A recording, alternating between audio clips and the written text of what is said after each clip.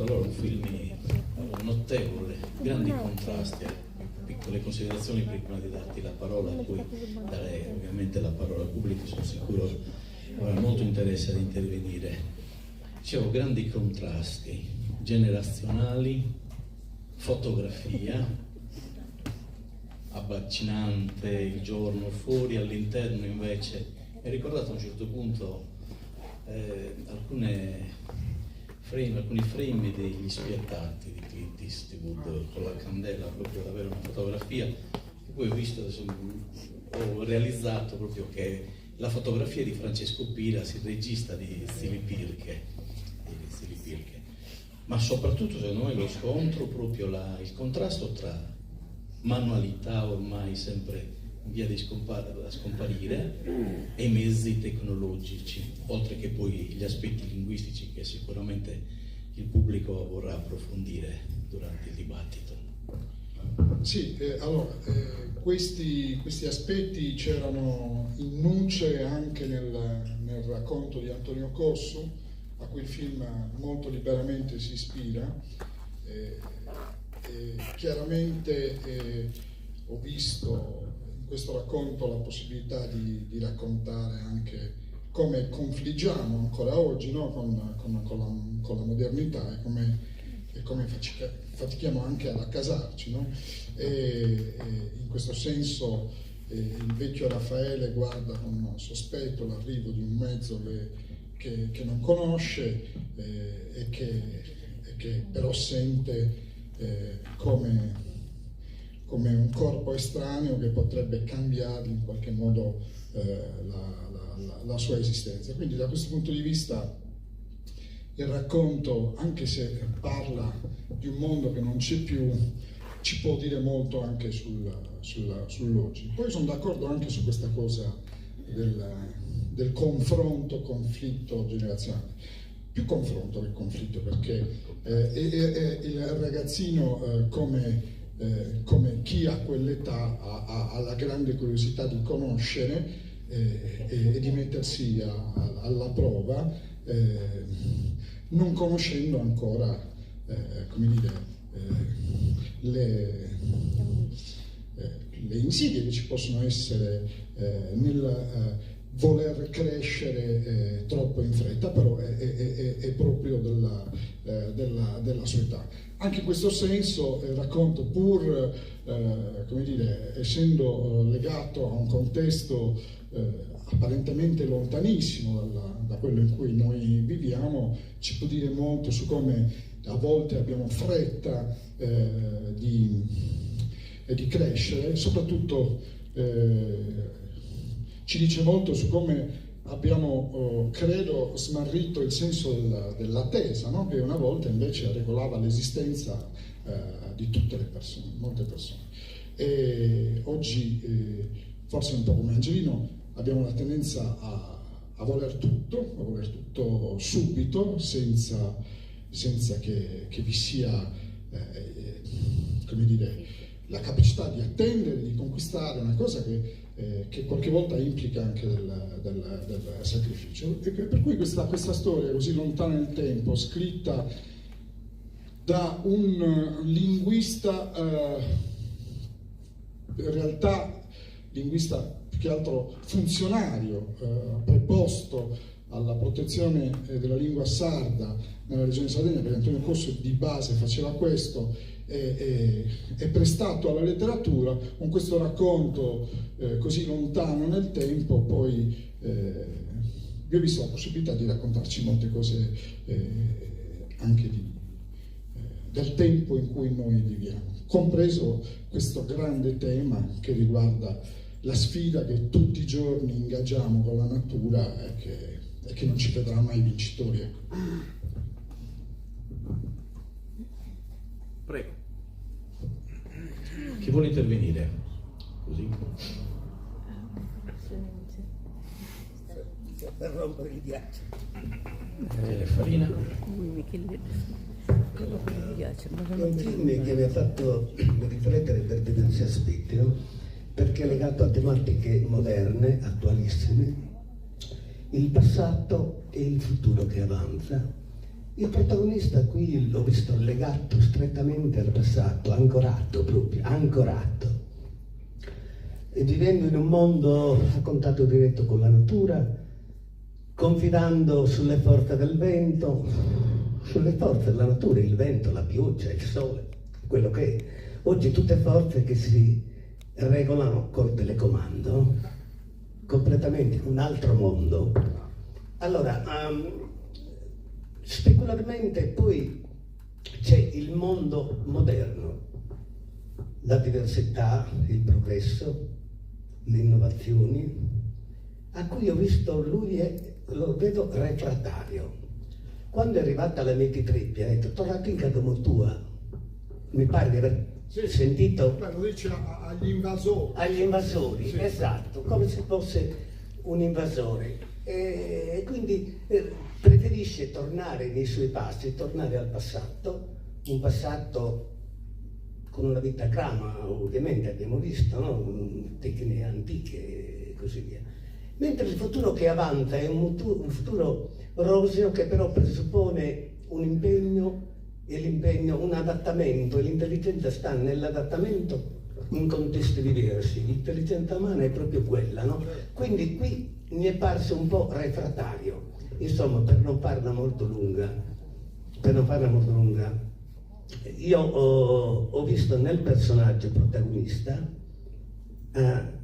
che si trova al centro di un conflitto, il passato e il futuro che avanza, implacabile, che non si può fermare come non si può fermare il vento, insomma, no? Quindi delle forze sovrannaturali per l'uomo, per la persona, per il personaggio e così via.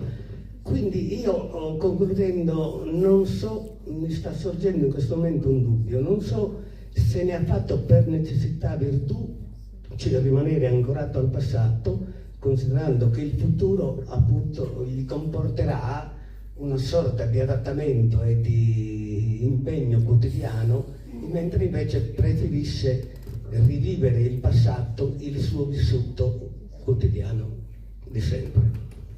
Guardi, io come dire, ho visto in questo racconto la forza che a volte hanno appunto alcuni apologhi, no?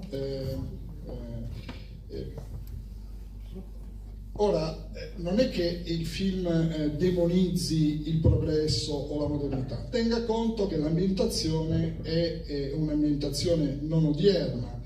Il fatto che lei veda un mezzo più vicino ai giorni nostri rispetto a quello che forse il racconto avrebbe previsto deriva semplicemente dal fatto che un mezzo come quello era impossibile trovarlo, quindi ci siamo accontentati di mettere in scena un mezzo che comunque ha cominciato a girare nelle campagne sarde negli anni 60, ma la storia si svolgeva negli anni 50, in un tempo in cui ventulare era una pratica ancora diffusa, magari non in tutta la Sardegna, non nella zona del grano, perché il racconto di Cossu in verità è ambientato nel Montiferru.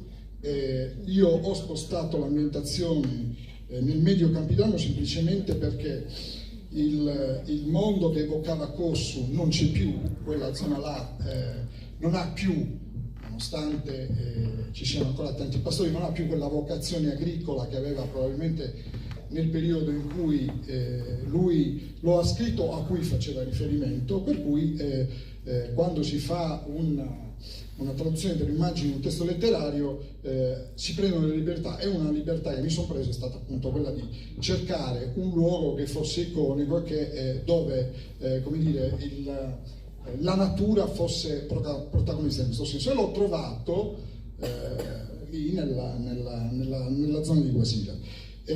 Probabilmente, per tornare alla sua domanda, la prospettiva di un uomo di quella natura in quel luogo oggi sarebbe cambiata, anche se ci sono da più parti delle perplessità e delle resistenze rispetto a quello che il futuro ci propone. Lei dice una cosa giustissima: l'intelligenza è la capacità di adattarsi alle situazioni, di cavalcarle e non farsi mettere in un angolo. Probabilmente gli strumenti con l'uomo portavano a una reazione di quel tipo, però non c'è un giudizio in questo senso né sul progresso né sulla necessità di adottare per forza il progresso. A me piaceva di questa storia questo senso di sfida invece c'è con la natura, e il fatto che poi in fondo questo è un racconto di formazione, la storia di una piccola storia di apprendistato alla vita, anche se declinata in quell'angolo di mondo che così ci pare così tanto lontano. Sì, su film mi piace, ecco, prima cosa che nada, mi piace da vedere. Poi già visto quando l'hai presentato in Ugoro e hai risposto a metà di mannas in dessazzente che ti hai dimandato. E te che narrare che in questo strumento artistico si può contare un conto, e un conto è fatto in questo lavoro tuo, è fatto da due protagonisti persone e uno protagonista animale. Poi di scenografia è una scenografia vissa, non batta una colonna sonora, la colonna sonora è appunto la natura, su vento, la dia a notte, e questo che Renarski si può contare un conto, intro di chi conta su conto batta una forza, e chi lo comanda, che li spinge da contare, partendo dalle cose principali, semplici, elementari. E io ti faccio una domanda, poi magari si parla, magari posti no, faccio un'altra, però ne ha una. A un certo punto il protagonista produce al dia narrata, si la picca che sono americani, che sono comprando tutto, sono comprando quello so bene. È una battuta che si narrata e che l'ha decisa issa della narrare, qualche cosa contro il suo americano, magari dai minore. O è una battuta che gli pone tu in bocca a esse? No, se la proposta io non vedo neanche sul libro. Questa è una di tutte le libertà, se non spieghiamo se andremo su video. Calcola in tassallega, no? Questo è il secondo del corso. Io che ho imparato per due cucco e quindi questo orgoglioso in campilano non vediate per entrare in nulla. Sì, però per pensare bene, magari sono orgoglioso non lo dicono, ma sono fonnese, sono gavoese, sono desulese, sono sempre tramudao e poi si che sono gli stausi, sono loro, quindi e sanno mantenere la lingua bene mia, poi sono dei inglesi, sono desulese, si che allegare in desulese, non è che allegare in campitanesimo. E tutto questo può narrare che non spieghiamo bene la libertà, è importante quando si parte da un conto in tasi scritto, è a mantenere il spirito di questo conto. Raffaele Allegagosi, io ci la proposta io questa allega, no? In tasca i te basso sedente come questa che si te basso sedente vado un presidente in America che all'intendere di appare che sui nani si può comparare tutto i te sono ragazzi palestinesi sono sentare di ma c'è bocca che ne quando a albergo come te lo siamo in Florida come te sui nani si può fare tutto in tasi questo Raffaele non è Gusci, Ezzo, come te li appare perché è una parola. Prenotato Franco Donido, gustiamo composto.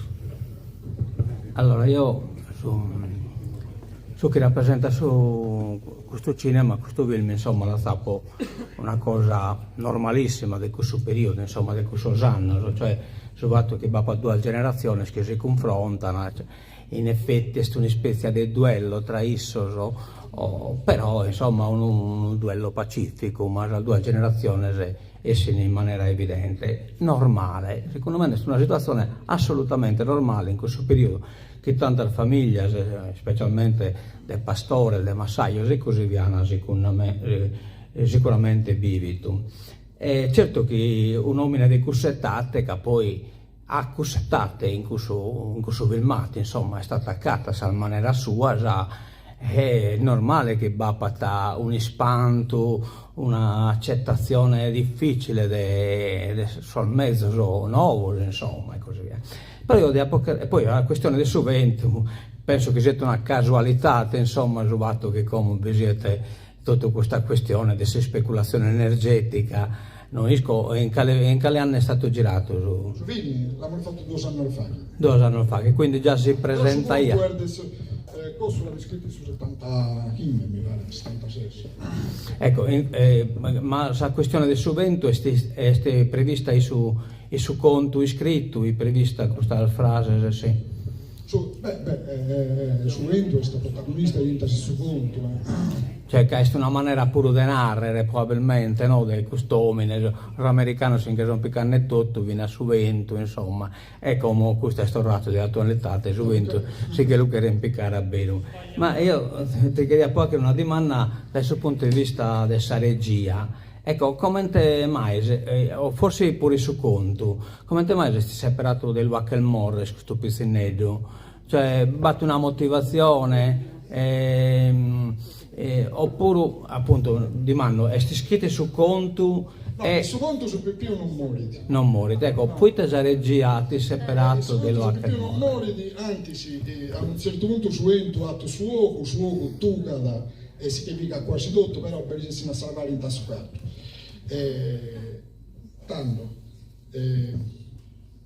questa domanda me la ne ha in meda, e poi quando abbiamo il video su film in sasi scuola, sono minore,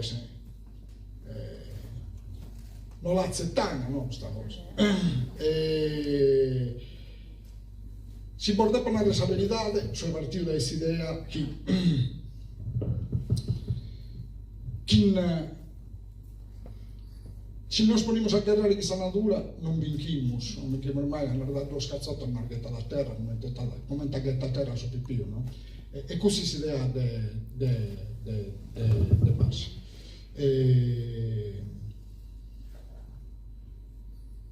È pessimista, non discordo buon narrare, mi pare da su modo giusto di concludere su conto.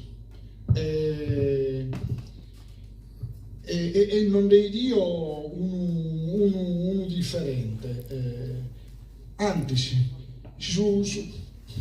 a beve sarene, si su più si sta arrizzato, bene sul rischio che tutto su che abbiamo scontato non servire da nulla. Noi bevessamo su più si che è andato, se non si chiede sta andato, non siamo sappi vostri in buzzacca su conto come te non essere successo. Questo è processato, su motivo di la porta. Questa è un'azione di regia, praticamente a scherfettonare, dare questa parte, insomma, incisiva a Saine, insomma. Però non sempre si accontenta, però io la io No, ma si regete, cioè, se seppero che ha fatto un regete, insomma. È una forma di dire che non batta metà ventus, in realtà. Chi non gira solo questo vento, quindi potrebbe essere associato con questo recurso. Franco Donetto.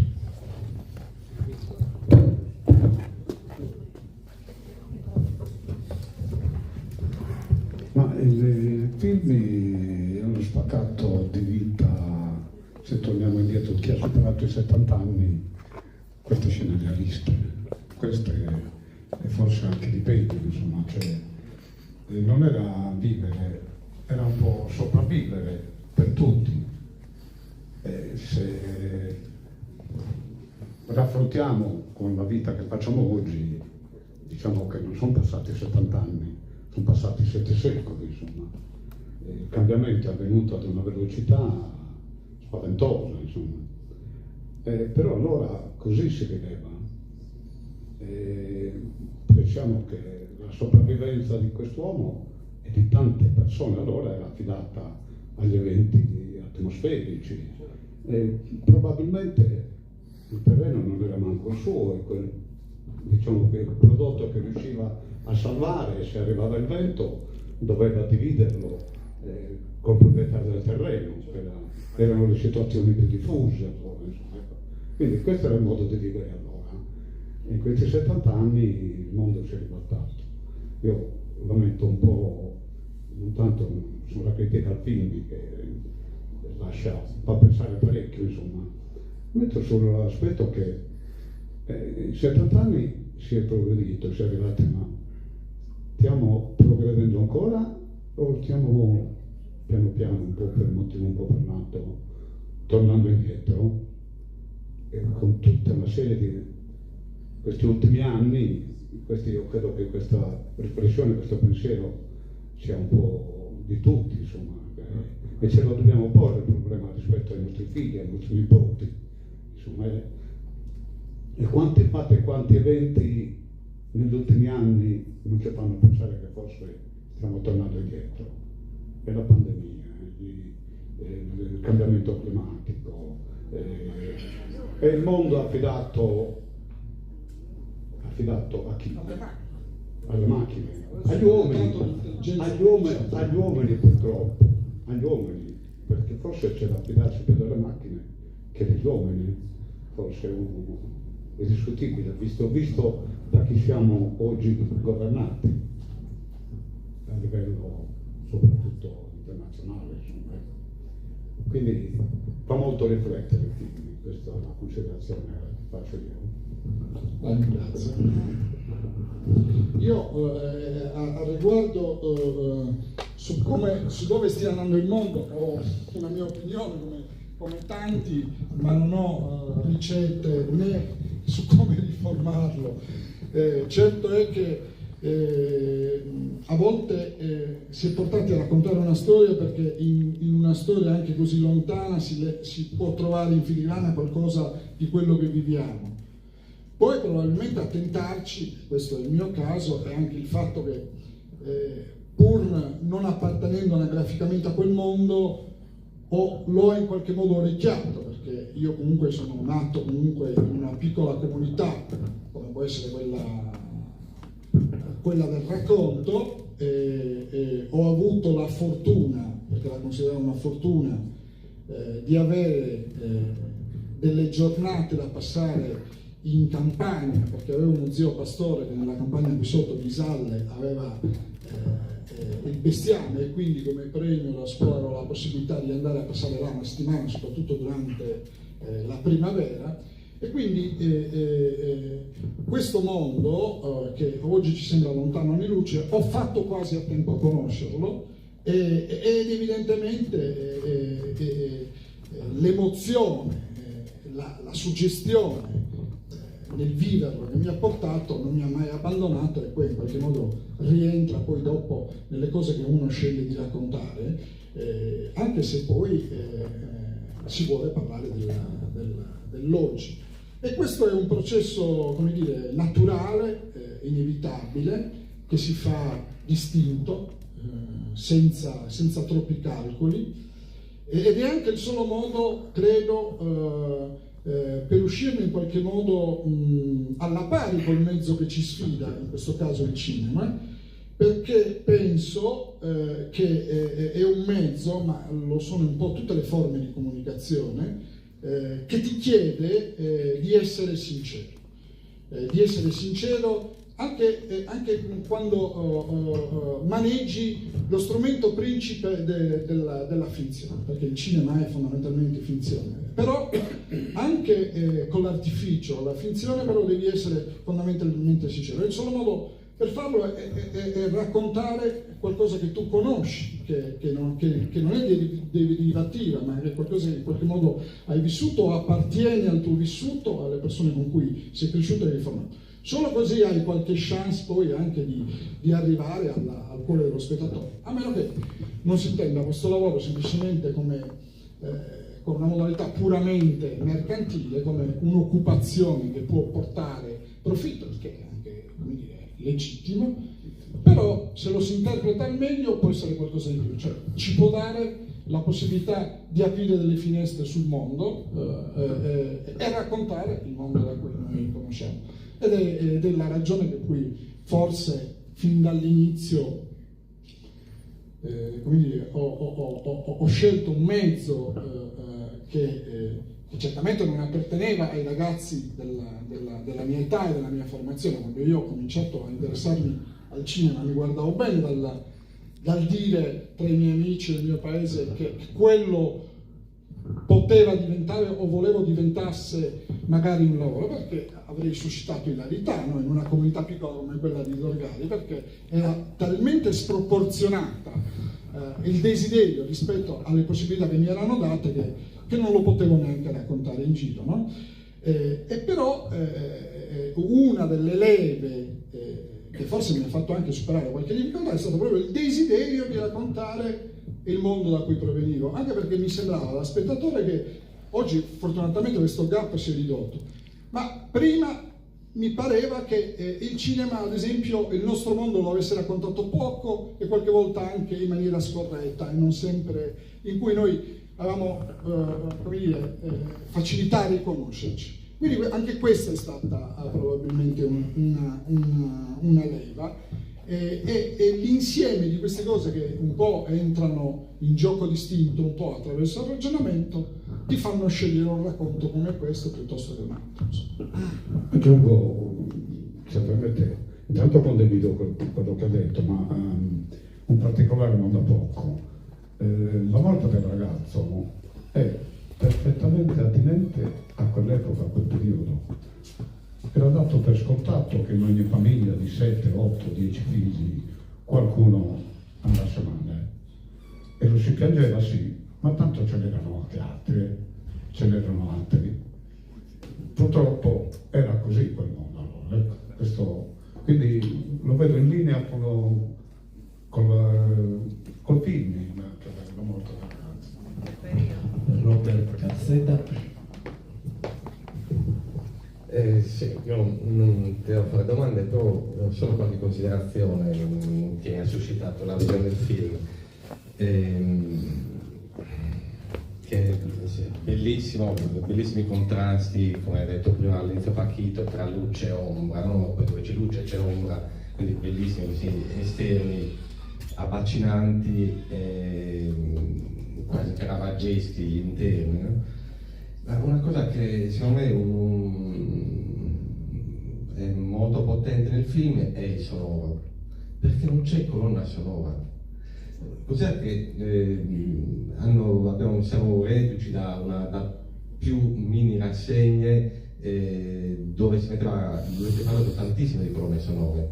C'era Omar Bandino che dopo la visione di ogni film ci sottolineava l'importanza del commento sonoro, perché in certi momenti si enfatizzava uno stato d'animo particolare con delle musiche più gravi, più allegre, più... non so. Nel tuo film invece non c'è un commento sonoro, si sente giusto un momento quando il ragazzino suona, quando lo scopriamo dopo che sta suonando l'organetto, quindi non è una colonna sonora in senso stretto, cioè non è un commento sonoro in senso stretto. Qui quello che parla, il commento sonoro è affidato ai suoni della natura e basta. Cioè, e questo mi sembra sia un dato molto potente, perché fa immergere ancora di più nel racconto, è proprio molto immersivo, oltre che le immagini, è molto più forte, no? Il senso di immersione nella natura, perché sono solo suoni naturali, anche quelli prodotti dall'artificio, nel senso che il rumore mentre mangia, mentre beve, qualsiasi suono è solo suono in presa diretta, penso. Sì, allora guarda, intanto ti ringrazio che tu abbia evidenziato questo aspetto del film, perché la scelta appunto non è casuale, ma c'è un disegno che peraltro è stato anche premiato, perché il film ha avuto una candidatura, ha avuto due candidature importanti, una come per la sceneggiatura di Davide Donatello e una come miglior suono ai Nastri d'Argento. Poi entrambe non hanno portato il premio, ma per noi era un grandissimo riconoscimento, soprattutto se si considera come il film è nato, che era nato appunto all'interno di un laboratorio scolastico fondamentalmente. Perché ti dico che c'è un disegno? Perché io penso che intanto in una storia come questa, dove la natura è protagonista, bisognava avere appunto la capacità e l'orecchio per farla parlare, e poi perché spesso si è tentati dall'usare la musica, perché la musica chiaramente è uno di quegli elementi che più ci aiuta a creare un'emozione, no?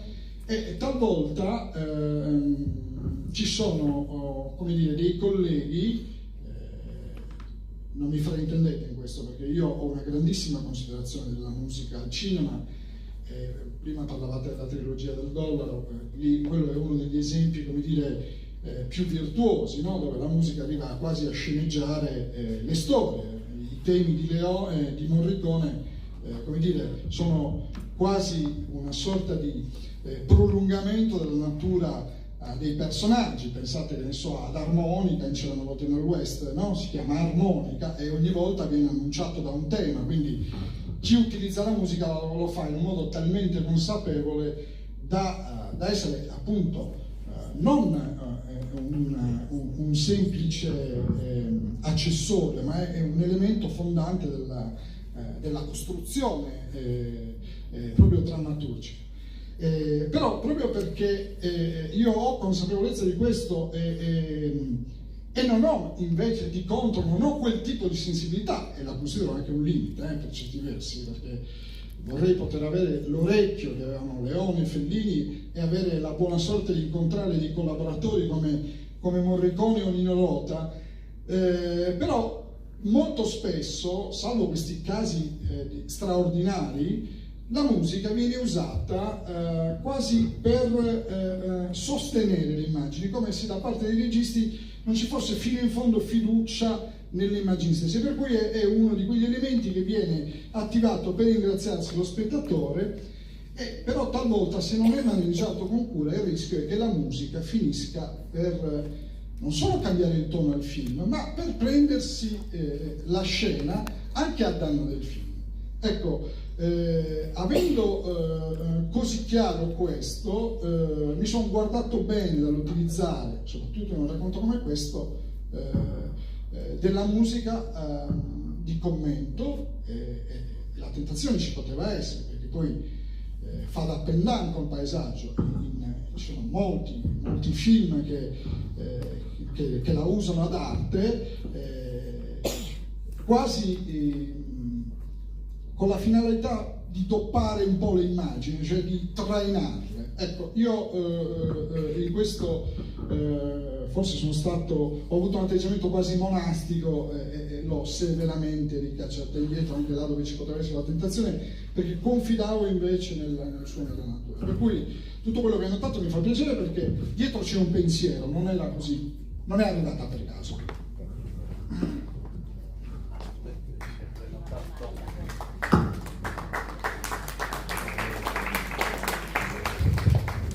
Diego Manca, poi Tonna, dopo Diego, prego. Buonasera. Buonasera. Quello che ho notato in questo film è un massaio, ha proprio posto un massaio veramente misero, mischino, anche a duro sulla guida, certa scena tipo, vabbè, mannecanna, si scuro, sa cannella, vabbè, tanne gano vai a luce nel nulla, però tipo grande una cosa da musua daiata a su piscina di Sabussaka su tricco in che lo perdiate in cammino, praticamente una giunta di tricco creata da musua non direi quasi nulla così. E esatto trovato che mi ha colpito è che dai a cara sa ormica, e no che io che è una cosa, un misero ragliola che ti ma sa ormica, insomma, questo è, e ti prantani, non vi ha quasi nulla questo è, però un massaio e noi manco massaio. L'unica cosa che si attiene a questo racconto che è attuale come il subito è Sabba. Oggi sul cambiamento climatico che scolpina nella Sardegna non è subito ma è Sabba, la mancanza è Sabba. E questo è una cosa non la rimarcare sempre di più. In bici siamo stati colpiti in 7 anni da 2 alluvioni disastrose che non si è mai verificata prima. Questa cosa penso che sul cambiamento climatico è sopruso che si attinata a questo video quasi a spiegare subito in che siamo spiegando Sabba, ma non solo in Ocche ma in tutta la Sardegna. Per quanto riguarda la battuta su americano, intendo esempio la sua antico, per fortuna che sono benito su americano, che non hanno battuto su Teodamma, se no non si è mannecato sul Godospere. Questo intendevo, altro che si hanno piccato totalmente, non hanno battuto su Teodamma, ed è questo non l'ha salvato da sul Godospere. Prego.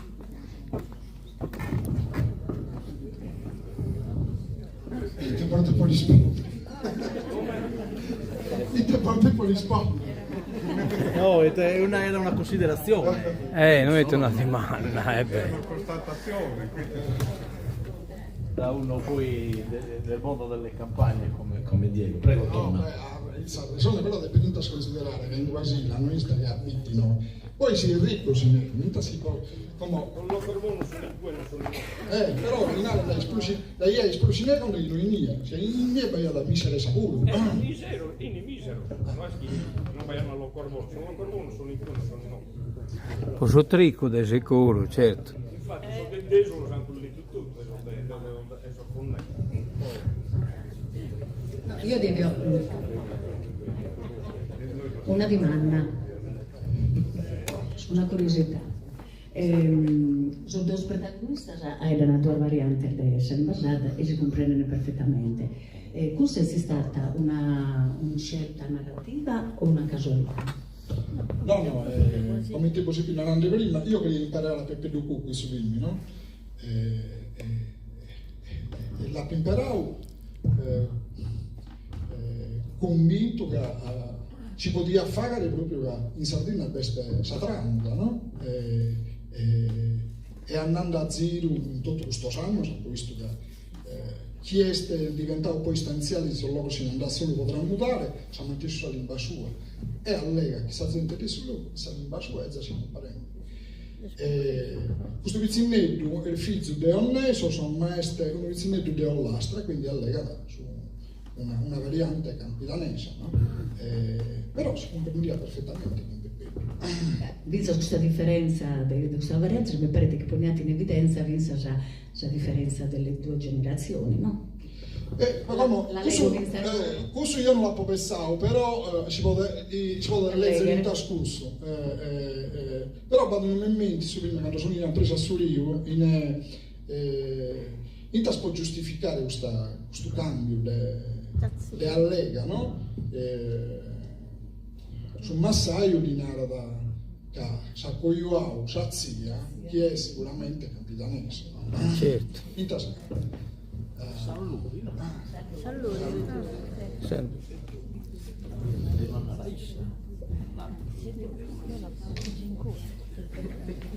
Prego. Sì, per prima Pinuccia Donè, tu e poi Giovanna Monni. Ecco, intanto volevo farle i complimenti, un bellissimo film che rispecchia pienamente il periodo in cui deriva, insomma. Voglio tornare sulla morte del bambino, che chiaramente colpisce più di altre cose, però il tema che volevo proporre è questo, la malasorte. La malasorte che vedo, ho ripetuta in diversi film ambientati in Sardegna, ma anche attraverso gli scritti di molti scrittori, non ultima Grazia Deledda e quanti altri. Mi viene un dubbio e mi piacerebbe conoscere la sua posizione, insomma.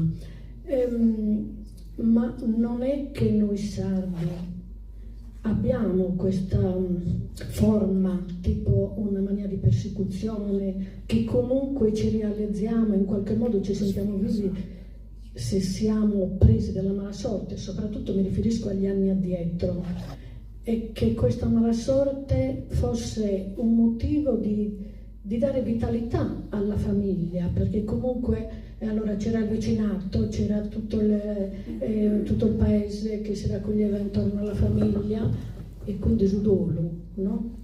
E in qualche maniera era al centro dell'attenzione, ma non esageriamo con questa, o almeno prima, perché molto spesso non vedo mai il fatto che possa esserci la speranza di un futuro anche migliore.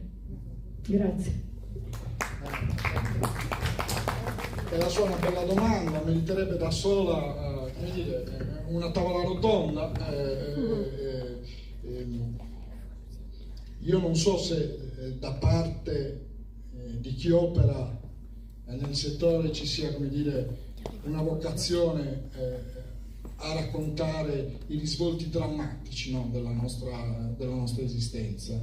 Certamente in tutta la narrativa, chiamiamola così, passatemi il termine, meridionalistica, questo aspetto c'è. No? Non so, pensate ai Malavoglia, da Verga e in poi, no? C'è tutta una tradizione, ma prima ero nell'altro e guardavo il manifesto di Banditi Orgoso, anche là, come dire, la cattiva sorte porta, induce il protagonista a fare una scelta di vita che lo porta fuori dalla legalità. E quindi potrebbe sembrare che ci siamo come adagiati in questa situazione. Io non credo che ci sia nulla di programmatico, ripeto, la scelta di un soggetto, però io in questo posso rispondere per me, non posso parlare per gli altri,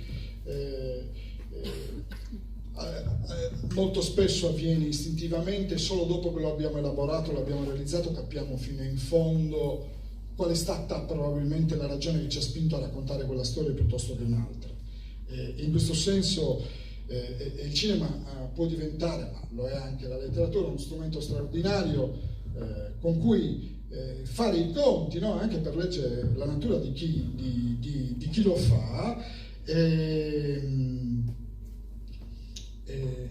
Qualcuno, quasi estremizzando questo discorso, dice si fanno i film per curarsi, no? Allora, questa sua considerazione, come dire, l'ho incrociata molte volte in situazioni come questa, dove appunto discutendo il film con gli spettatori qualcuno ha sempre lamentato, come dire, questa cappa di piombo che spesso pesa nelle nostre storie, come se appunto non ci fosse, come dice lei, fiducia nel futuro.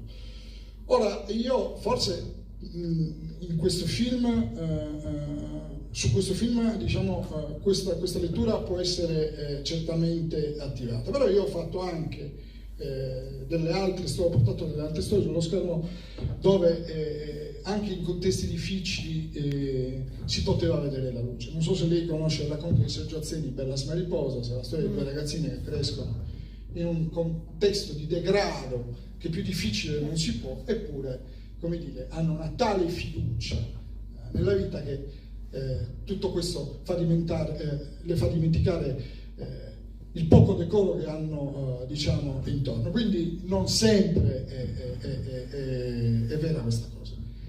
È vero anche, per una legge proprio meramente drammaturgica, che là dove c'è conflitto, là dove c'è sconfitta, là c'è una maggiore possibilità di narrazione. Ora, non tutti sono così onesti da dirlo o da ammetterlo, però è così. Al punto, senza, come dire, idealizzare, come dire, le figure, che ne so, maledette degli artisti o dei poeti dell'Ottocento, ma chi io che sa intraprena non ha nessuno bisogno di raccontare nulla. E chi ha fame che suona a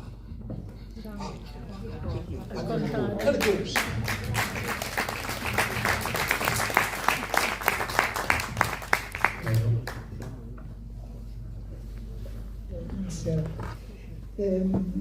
A me ha colpito la dimensione spirituale del film, perché mi ha fatto venire in mente una frase dell'Ecclesiaste che dice c'è un tempo per ogni cosa sotto il cielo, c'è un tempo per nascere, un tempo per morire, un tempo per lavorare, un tempo per riposare, e quindi ha senso, come diceva lei prima, in questa narrazione la morte del bambino, perché noi non controlliamo la vita, non controlliamo la natura, non controlliamo l'esistenza, possiamo soltanto vivere sotto il cielo.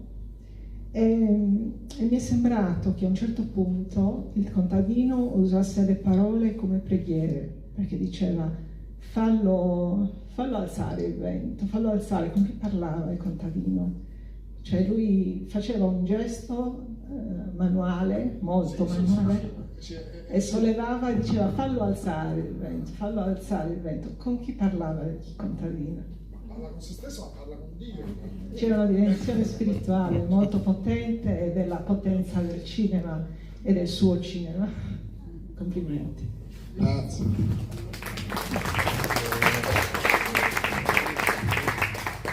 Prego. Qualche altra domanda, considerazione, sottolineatura?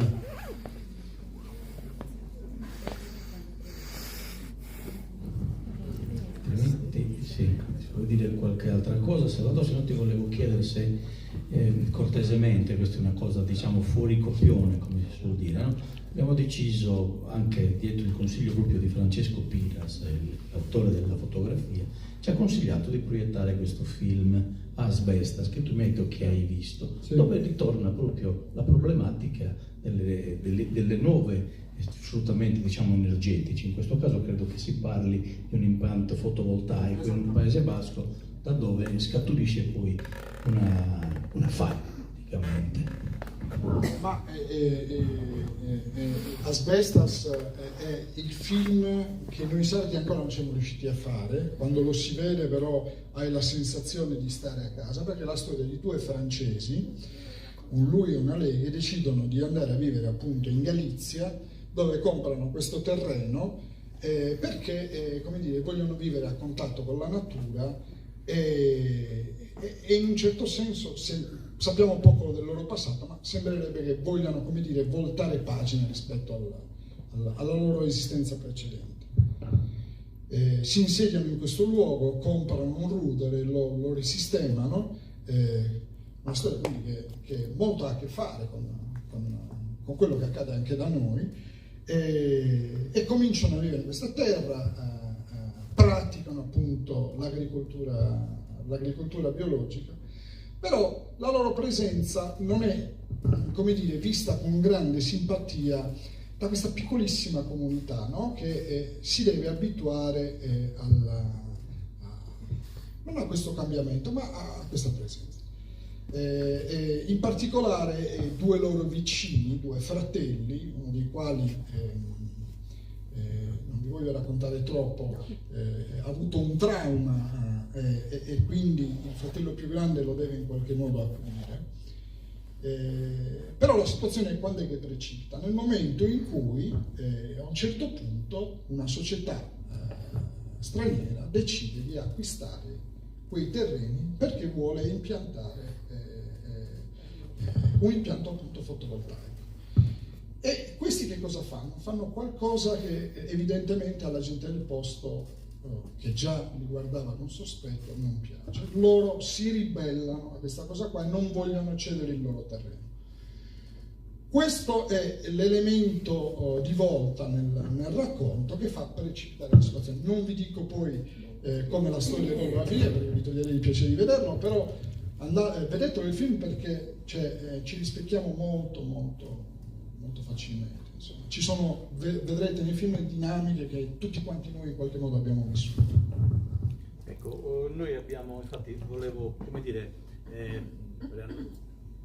preannunciarvelo, dovremmo proiettarlo il 15 marzo, vabbè, da confermare, questo tra l'altro. Insomma. Ecco, invece, se non ci sono altri interventi, anzi, nessun altro vuole intervenire, ci siamo incontrati l'ultima volta a Cagliari. Ne vuoi parlare? Hai detto i 9 progetti? No. No, perfetto. Possiamo sperare comunque di averti qui per la... Sì, diciamo. Voglio ben sperare, sì, certo. Quindi per chi fa i film, avere un pubblico così attento, così partecipe, è solo un auspicio, insomma. Quindi quando sarà il momento, non mettiamo il carro davanti a voi. Verrò molto volentieri, certo, anzi, tengo conto fin d'ora del tuo invito. Perfetto. Bene, grazie Salvatore. Grazie. Ci vedremo presto di nuovo a 5 compagnia. Grazie di nuovo, buona serata, ci vediamo dopo Carnevale, insomma, grazie.